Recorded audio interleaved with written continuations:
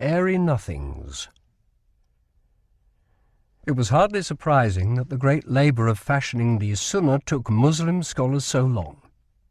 Such was the compendious quantity of sayings attributed to the Prophet that only in the 11th Christian century, some 400 years after his death, could jurists plausibly claim to have bagged the lot. Even then, however, they could not relax.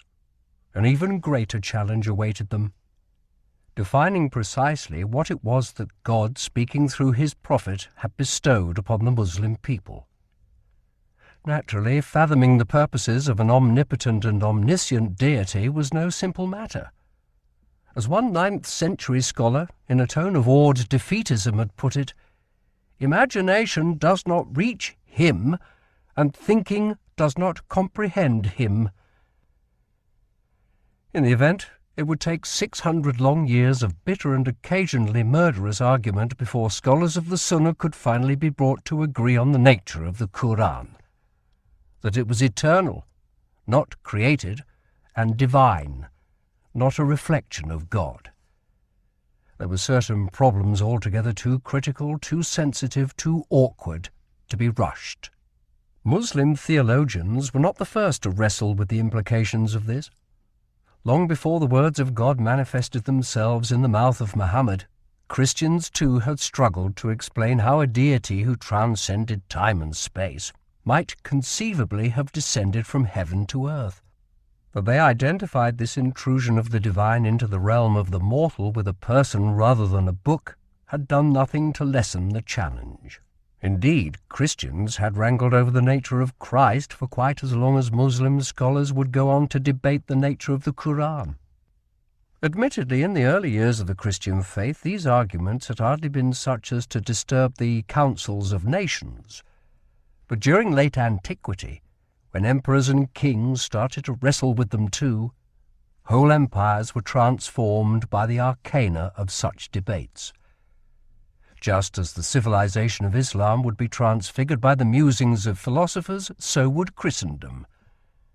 East and West, much of the world was destined to bear witness to what had been, perhaps, the most startling discovery of late antiquity: that pondering how God might have manifested himself on earth could serve to transform the way entire peoples behaved and thought.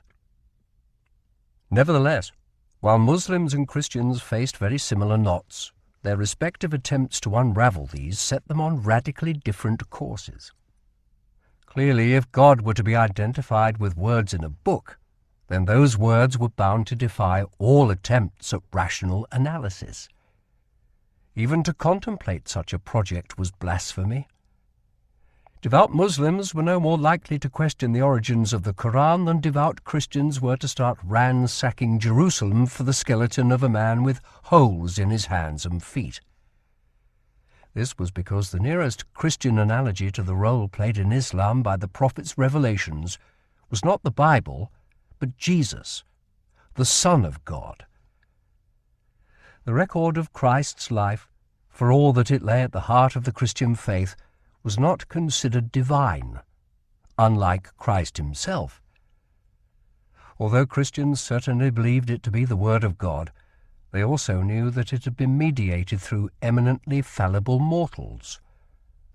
Not only were there 4 different accounts of Christ's life in the Bible, but it contained as well a whole host of other books, written over a vast expanse of time, and positively demanding to be sifted, compared, and weighed the one against the other.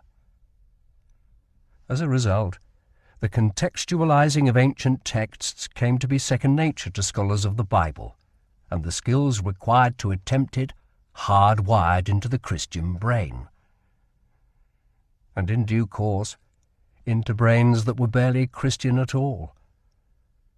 By the 18th century, the Church had long ceased to hold the monopoly on subjecting its holy texts to scholarly inquiry. The model of history promoted by Eusebius, which traced in the past the working of the purposes of God, had started to devour itself. In his massive account of the decline and fall of the Roman Empire, the English historian Edward Gibbon subjected some of the most venerated compositions of late antiquity to a pathologist's scalpel. The only defect of these pleasing compositions is the want of truth and common sense. So he dismissed with his customary solemn sneer the writings of one prominent saint. Yet his tone of irony was to prove a mere presentiment of the far more naked scepticism that would increasingly, from the 19th century onwards, see almost every tenet of the Christian faith subjected to the most merciless dissection. The shock to a still devout European public was seismic. In 1863, when a lapsed seminarian by the name of Ernest Renan presumed to publish a biography of Jesus that treated its subject not as a god but as a man like any other, it was condemned in horrified terms by one critic as nothing less than a new crucifixion of our Lord. The book promptly became a runaway bestseller. Scandalous it may have been, but the European public, it appeared, was not entirely averse to being scandalized. Of course, it was not only the life of Christ that was being put under the microscope.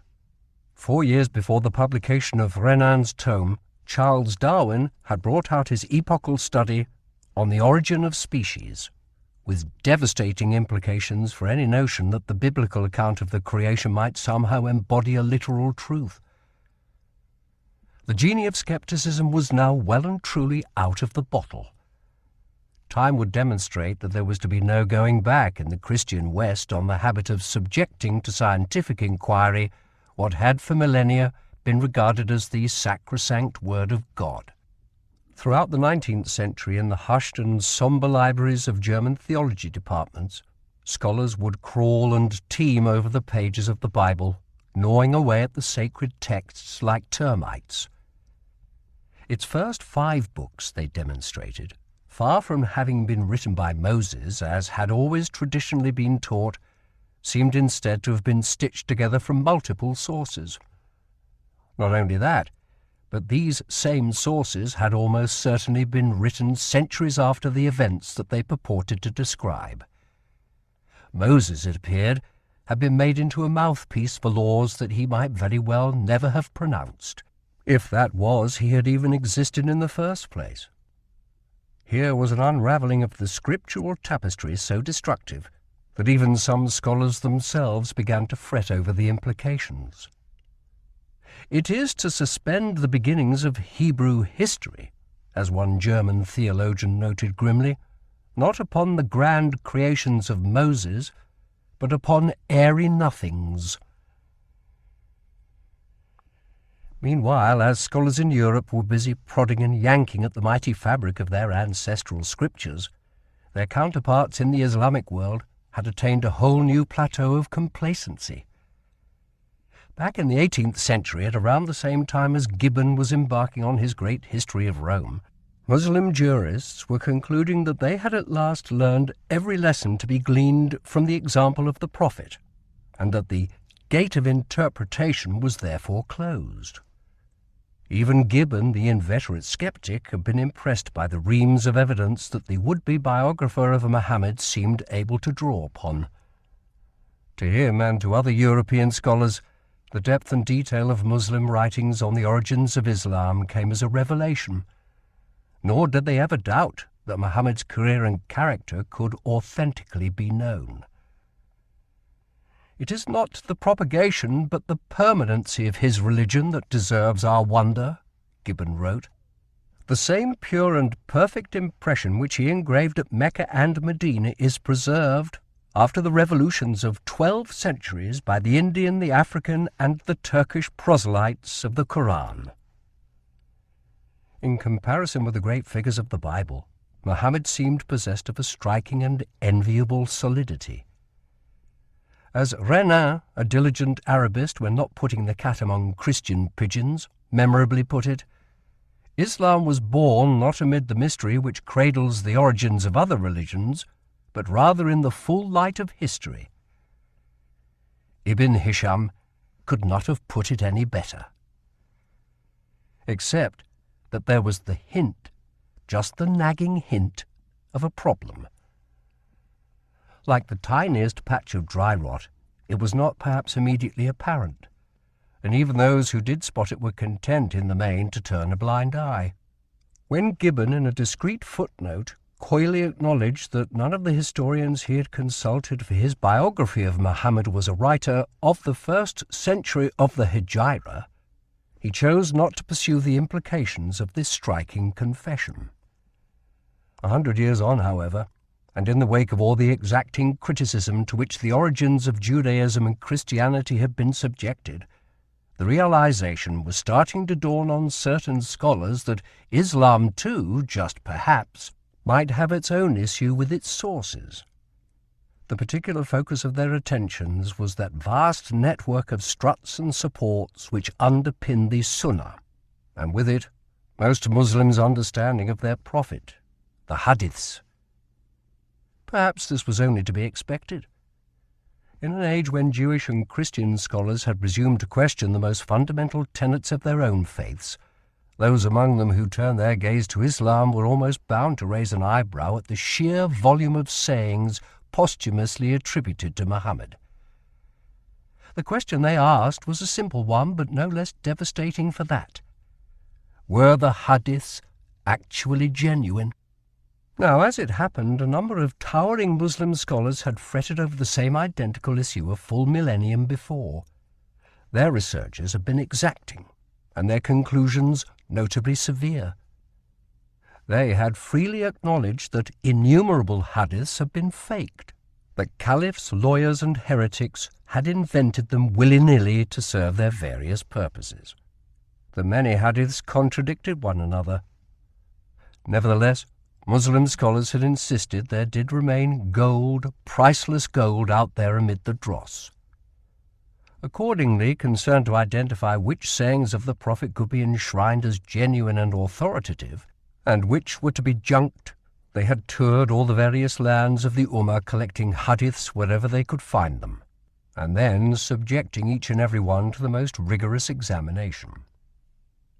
Of al-Bukhari, the most proficient and celebrated hadith hunter, it was said that he had collected 600,000 supposed sayings of the Prophet and dismissed all but 7,225. His collection of hadiths, along with those of 5 other great scholars, was, in effect, what constituted the Sunnah. As a result, to question their value was to question the entire basis of Islamic law. It was also, in the ultimate reckoning, to question the truth of the portrait of the Prophet himself. The risk of heresy was palpable. Unsurprisingly, then, the vast majority of Muslims had always dreaded to take such a scandalous, such a blasphemous step. But this, of course, was hardly a consideration fit to rein in the exacting skepticism of the modern West. Beginning in 1890 and continuing to the present day, a succession of scholars have delivered a series of body blows to the credibility of the hadiths as a record of what Muhammad himself might truly have said. Even the greatest collectors, even al-Bukhari himself, had failed to spot the clues. Heroic though all their efforts at panning for gold had undoubtedly been, yet their rigour had been largely in vain, for the ability to distinguish a fake will invariably require a certain measure of distance, both of sympathy and time. Modern scholars have been in a position to recognize, as al-Bukhari was not, how even the most seemingly authentic hadiths wear a glitter that is all too often that of fool's gold. Far from bearing witness to the opinions of Muhammad, they in truth bear the unmistakable stamp of controversies that were raging 2 whole centuries after the Hijra. Over and again the Prophet had been made to serve as the mouthpiece for a whole host of rival and often directly antagonistic traditions. Many of these, far from deriving from Muhammad, were not even Arab in origin, but originated instead in the laws, the customs, or the superstitions of infidel peoples. What the jurists of the early caliphate had succeeded in pulling off, by means of a fiction perhaps unequalled in the history of human thought, was the ultimate in lawyers' tricks, a quite breathtaking show of creativity and nerve. Stitching together a whole new legal framework for the infant empire, It had become the habit of these ingenious scholars to attribute their rulings not to their own initiative or judgment, but rather to that ultimate in authorities, the prophet. The dry rot of fabrication, in short, was endemic throughout the Sunnah. Joseph Schacht, a German professor schooled in the severest tradition of Teutonic textual criticism, and who in 1950 wrote a groundbreaking study of how precisely the hadith collections had come to be manufactured, was blunt in spelling out the implications. "We must abandon the gratuitous assumptions," he declared flatly, "that there existed originally an authentic cord of information going back to the time of the Prophet." In other words, as a source for the origins of Islam, the hadiths were worse than useless. What about the supports, the isnads, that had been deployed with such care and attention to buttress the sayings of the Prophet? Their function was, of course, precisely to stamp the hadiths as genuine, to provide the Muslim people with tested chains of transmission, grappling hooks cast back across the tumult and upheaval of the centuries, anchors that could serve to moor them to the lifetime of the Prophet. Yet if the statements were fakes, then so too, it went without saying, were the isnads. Nor was that the worst.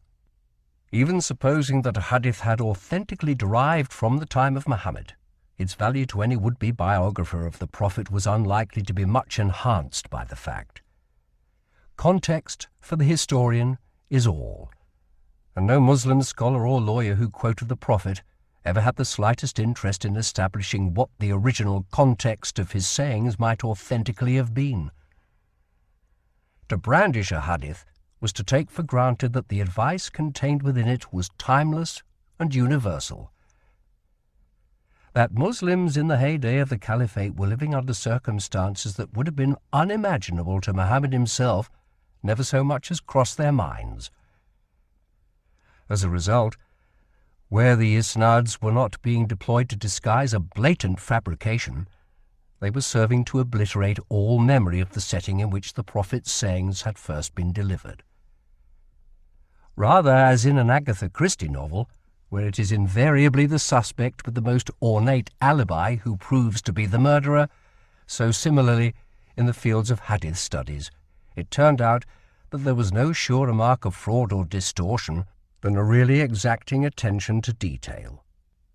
As Schacht, with the knowing disillusion of a Poirot, put it, the more perfect the isnad, the later the tradition. The lavish name-dropping of references in anything affecting to cite the Prophet was a mark not of reliability but of precisely the opposite. Here, then, for anyone committed to believing that what Muslim tradition taught about the origins of Islam might actually have been the literal truth, was a most unsettling possibility.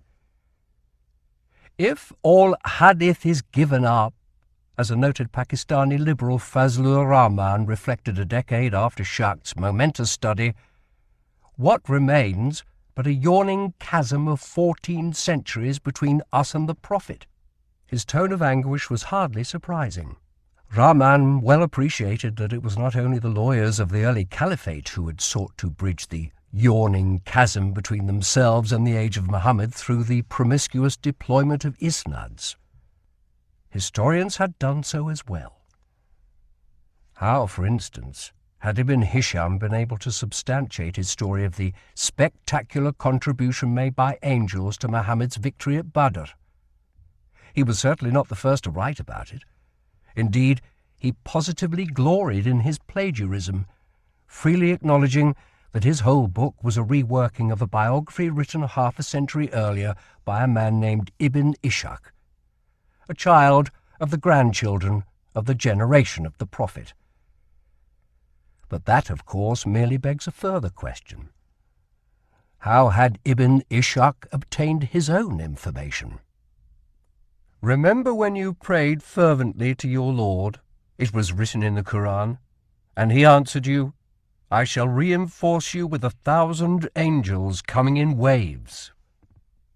This, Muslim scholars had settled, could only have been an allusion to the Battle of Badr. Eyewitnesses, too, Their testimony, copied by Ibn Hisham from Ibn Ishaq's book, had confirmed this verdict. "If I were in Badr today and had my sight," one of them was said to have reminisced, "I could show you the glen from which the angels emerged. I have not the slightest doubt on the point." Here then surely was sufficient evidence to satisfy even the most hardened sceptic. And yet, both proofs relied on isnads. It was an isnad which confirmed that the verse in the Quran did actually refer to the victory at Badr. It was an isnad that confirmed the testimony of the veteran. Remove them, and there was no evidence at all. No wonder then that Fazlur Rahman should so have dreaded the yawning chasm that he saw the bleak and ravening scepticism of the West as opening up before his faith. In the vacuity of this chasm, not only must the Quran slip from our fingers, but even the very existence and integrity of the Quran and, indeed, the existence of the Prophet himself become an unwarranted myth. His forebodings were well-founded. Over the past 40 years, the reliability of what the Muslim historical tradition can tell us about the origins of Islam has indeed come under brutal and escalating attack, to the degree that many historians now doubt that it can tell us anything much of value at all. To be sure, there are still those who will recount the Battle of Badr as though it were an episode as rooted in history as, say, the Battle of Waterloo, carefully analysing Muhammad's strategy, calculating the size of his forces, and illustrating his tactics with arrows on maps. Yet this, to many others, appears a spectacular misreading of the evidence, a confusion of history with something very different: literature. Clientship and loyalty, plunder and pursuit, challenges and instances of single combat. These were the themes of Ibn Hisham in his account of the Battle of Badr, just as they were similarly the themes that the Greek poet Homer, a millennium and a half earlier, had explored in his great epic of warfare, the Iliad. The one features angels, the other gods. Why then should we believe that the account of the Prophet's first great victory is any more authentic than the legend of the siege of Troy? Certainly it can come as a jolt to discover that, with a single exception, we have no extant descriptions of the Battle of Badr that date from before the 9th century A.D. We do not even have Ibn Ishaq's original biography of Muhammad, only revisions and reworkings. As for the material on which Ibn Ishaq himself drew upon for his researches, it has long since vanished. Set against the triumphal hubbub raised by Arab historians in the 9th century, let alone the centuries that followed, the silence is deafening and perplexing. The precise state of play bears spelling out. Over the course of almost 200 years, the Arabs, a people never noted for their reticence, and whose motivation, we are told, had been an utterly consuming sense of religious certitude, had set themselves to conquering the world. And yet in all that time they had composed not a single record of their victories, not one, that has survived into the present day. How could this possibly have been so, when even on the most barbarous fringes of civilization, even in Britain, even in the north of England, books of history were being written during this same period and copied and lovingly tended? Why, when the savage Northumbrians were capable of preserving the writings of a scholar such as Bede, do we have no Muslim records from the age of Muhammad? Why not a single Arab account of his life, nor of his followers' conquests, nor of the progress of his religion from the whole of the near 2 centuries that followed his death? Even the sole exception to the rule, a tiny shred of papyrus discovered in Palestine and dated to around AD 740, serves only to compound the puzzle. Reading it is like overhearing a game of Chinese whispers. Over the course of only 8 lines, it provides something truly startling. A date for the Battle of Badr that is not in the holy month of Ramadan. Why should this come as a surprise? Because later Muslim scholars, writing their learned and definitive commentaries on the Quran, confidently identified Badr with an otherwise cryptic allusion to the day the two armies clashed, a date that fell in Ramadan. Perhaps then on this one point the scholars were wrong? Perhaps. But if so, then why should they have been right in anything else that they wrote? What if the entire account of the victory at Badr were nothing but a fiction, a dramatic just-so story, fashioned to explain allusions within the Quran that would otherwise have remained beyond explanation?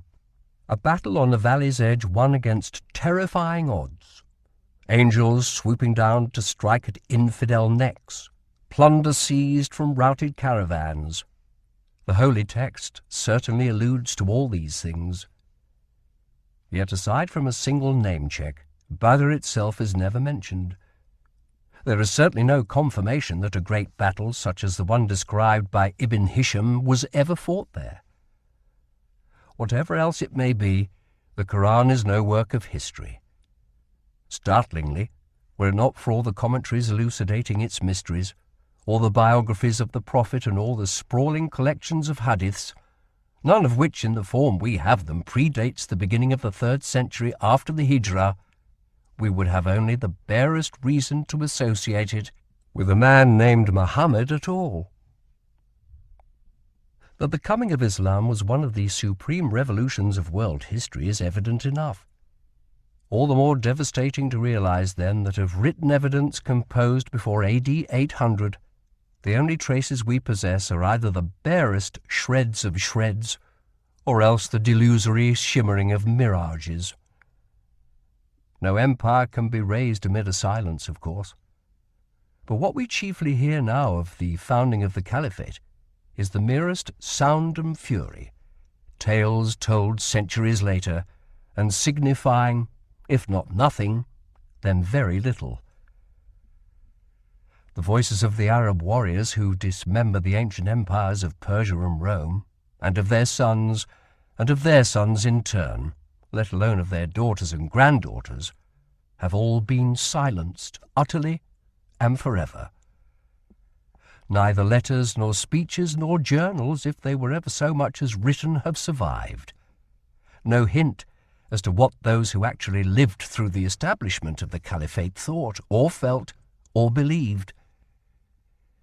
It is as though we had no eyewitness accounts of the Protestant Reformation, or the French Revolution, or the 2 world wars. No wonder, then, that a leading historian of the process by which Islam in the 9th and 10th Christian centuries finally came to construct an accepted past for itself, and to make sense of its rise to global power, should have lamented the loss of the tradition's earliest layers, and pronounced it nothing short of catastrophic. Far from Islam having been born in the full light of history, its birth was shrouded in what has appeared to an increasing number of scholars an almost impenetrable darkness.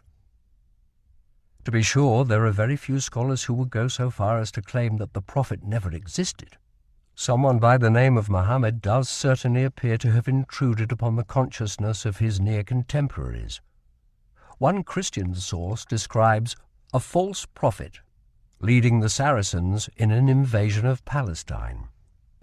This was written in AD 634, just 2 years after the traditional date of Muhammad's death. Another, written 6 years later, refers to him by name.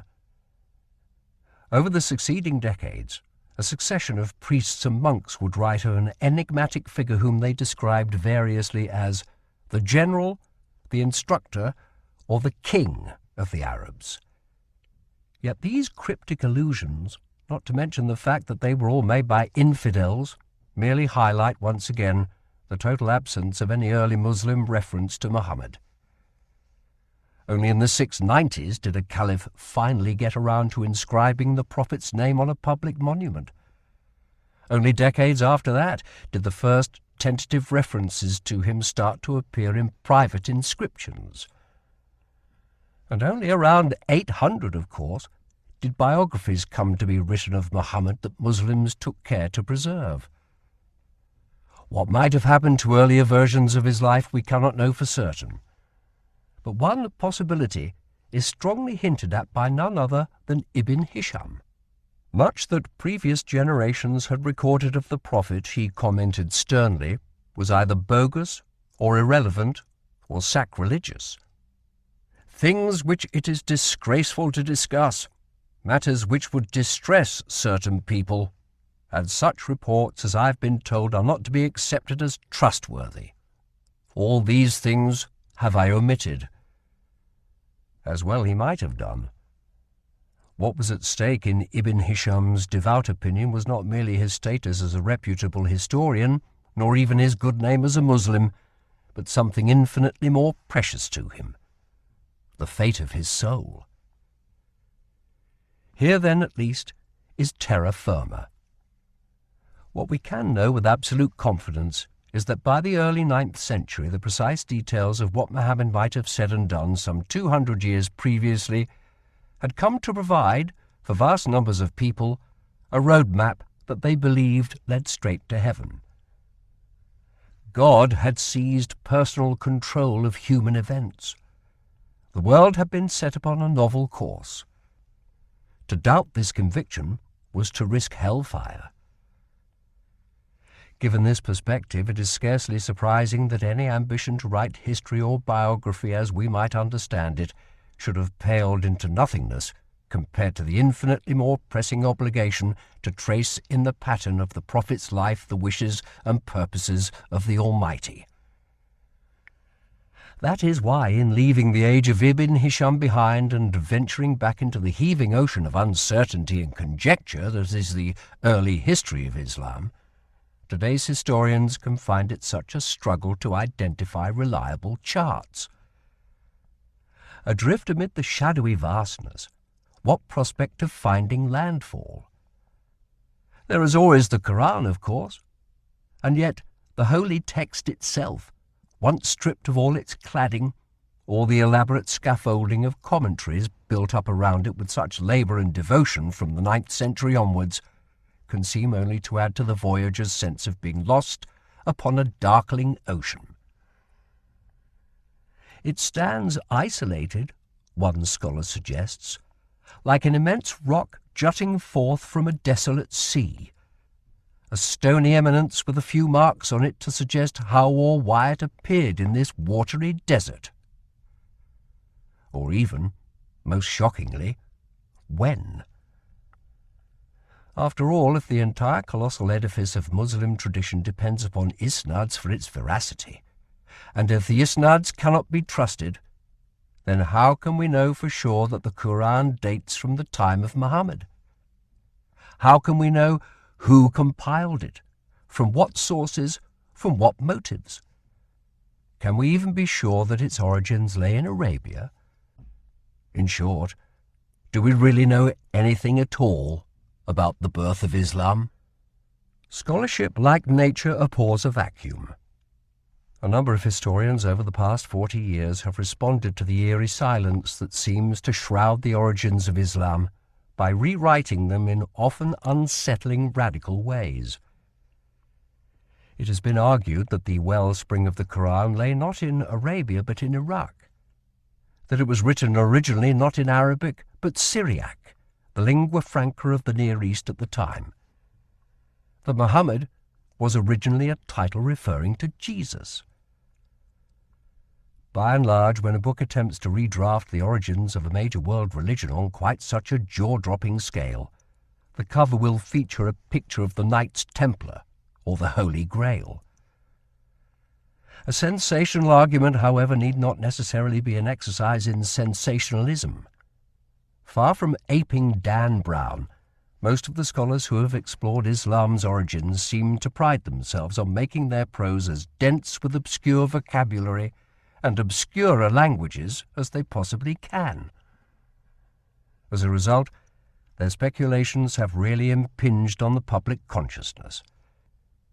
Despite the fact that Western interest in Islam over the past decade or so has soared to unprecedented heights, the mood of crisis currently convulsing the academic study of its origins, has received notably little airtime. Like some shadowy monster of the seas, it only ever rarely breaks for the surface, preferring instead to lurk in the deeps. Nor is the inherent complexity of the subject the only reason for this. Just as Darwin was physically prostrated by anxiety over how his theories might be received by his family and friends, there are many today no less nervous about causing offense to people whose whole lives are grounded in their faith. For a non-believer to claim that the Quran might have originated outside of Arabia, or derived from Christian hymns, or been written in Syriac, is liable to be no less shocking to Muslims than has the Muslim denial of Jesus' divinity always been to Christians. Unlike in 19th century Europe, where it was disillusioned seminarians and the sons of Lutheran pastors who led the way in subjecting the origins of their ancestral religion to the full, pitiless glare of historical inquiry, the contemporary Islamic world has not, it is fair to say, shown any great inclination to follow suit. No equivalent of Ernest Renan has emerged to scandalize and titillate the Muslim faithful. The authorship of the Quran has not been questioned by the disillusioned offspring of imams. Those few Muslims who have sought to follow the trail originally blazed by 19th century European scholars have generally opted to publish under pseudonyms, or have suffered the consequences. In the Arab world, at any rate, to doubt the traditional account of Islam's origins has been to risk death threats, prosecution for apostasy, or even defenestration.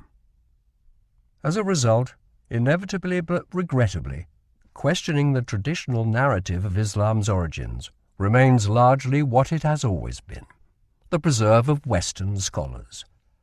Some of these, it is true, are themselves Muslim, and one of them, a professor at the University of Munster, has proved himself such a chip off the old Teutonic scholarly block that he too, like some of his more radical infidel colleagues, has gone on record as claiming Muhammad to be a figure of myth, none of which, unhappily, has done much to allay the suspicions of other Muslims that the probing of their most sacred traditions is not all some sinister conspiracy, most likely cooked up by Mossad or perhaps the Vatican, or else American evangelicals.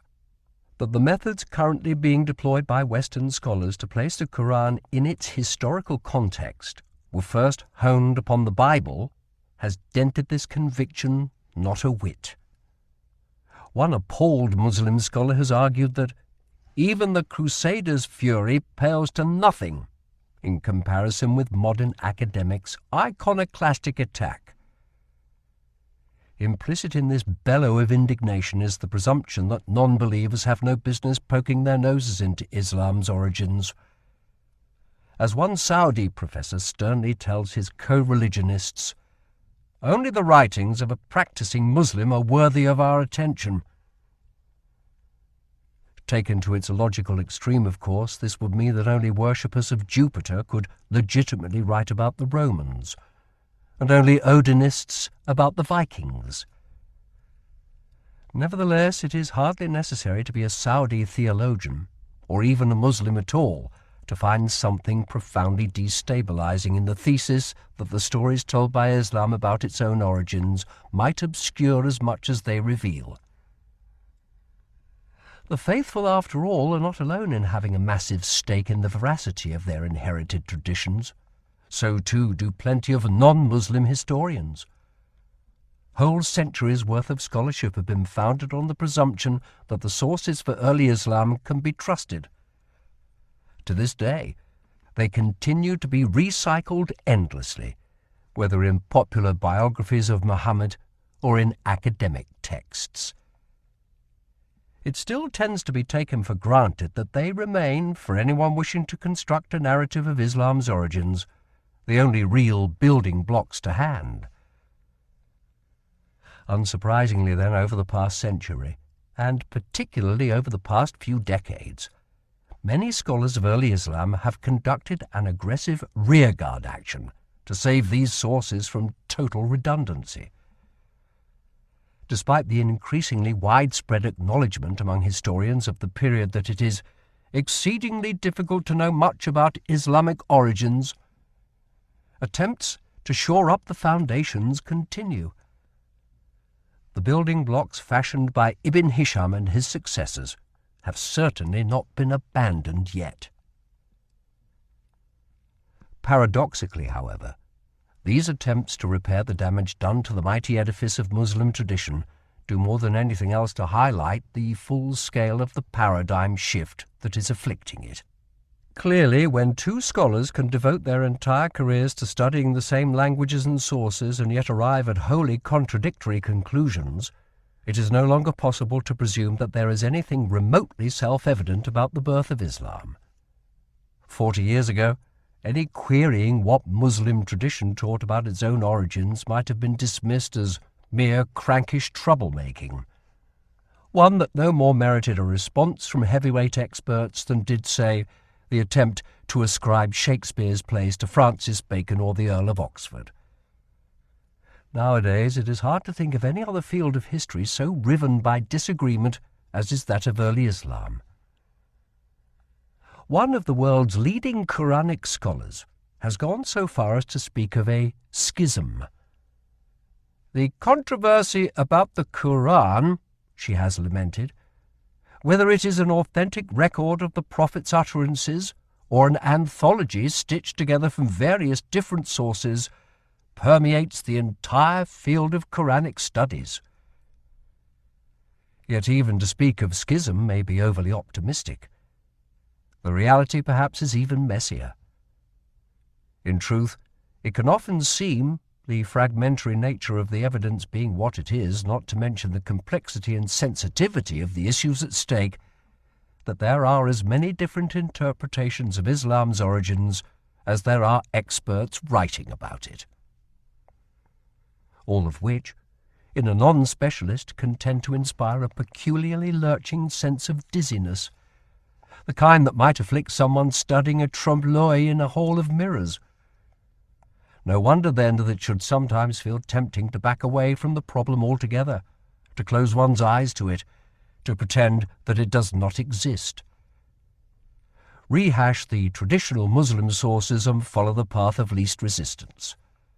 After all, as one prominent hadith scholar has cheerily admitted, the entire isnad debate is not merely long, but tedious. Nevertheless, as he then reminds the faint-hearted, it is one in which scholars of Islamic origins must participate. There is no ignoring the debate in order to forge ahead with more important or more intriguing issues. To avoid it is, at best, naive and at worst, negligent. History, unlike faith, cannot be built upon foundations of sand. But where is solid bedrock to be found? When I first embarked on the project of writing this book, I had no idea that locating it would prove so problematic. My initial state of ignorance being what it was, I had vaguely assumed, based on my reading of numerous biographies of the Prophet, that I would find a whole wealth of sources dating from his lifetime just waiting to be quarried. It was therefore a bit of a blow to discover that the bulk of what we have constitutes, in the memorable formulation of one historian, a monument to the destruction rather than the preservation of the past. The same questions that have been confronting scholars of early Islam for the past 40 years were now staring me full in the face. How, if the underpinnings of Muslim tradition are so unstable, is it possible to write anything at all about Islam's origins? What hope, if the isnads and all the many writings that depend upon them are unreliable, of ever explaining the birth of one of the world's great civilizations? Can it really be the case that the lack of a story is the only story? Fortunately, amid all the confusion and obscurity, of one thing at least we can be confident. Islam did not originate in a total vacuum. Of the world into which Muhammad was born, with its rival superpowers and its formidable array of monotheisms, we are most decidedly not ignorant. To compare the would-be universal dominions of Persia and Rome with the empire that the Caliphate became, or to trace echoes of Jewish and Christian writings in the Quran, is to recognize that Islam, far from spelling the end of what had gone before, seems in many ways to have been its culmination. Even the belief to which Muslims have long subscribed, that the Prophet received his revelations not by means of human agency but courtesy of an angel, in fact hints at just how deeply rooted are the doctrines of Islam within the subsoil of the ancient Near East. From where precisely does the tradition of Muhammad's first terrifying encounter with Gabriel in a cave derive? There is no reference to it in the Quran, nor to the Prophet's initial agony when receiving the revelations, nor even to the hearing of any supernatural voice. Across the lands conquered by the Arabs, however, it had long been taken for granted that angels visited those particularly favored by God, and that the experience was often agonizing. Coincidence? It seems most unlikely. Rather, it surely reflects the unique circumstances of the world that the Arabs, building on the foundations laid by the Persians and the Romans, have made their own. A world in which the yearning to fathom the purposes of a single God had become universal, and Gabriel, a name on everybody's lips. All of which, to anyone pondering how a Near East divided between two venerable empires might have ended up Muslim, opens up an intriguing and suggestive line of inquiry. Is it possible that Islam, far from originating outside the mainstream of ancient civilization, was in truth a religion in the grand tradition of Judaism and Christianity, one bred of the very marrow of late antiquity?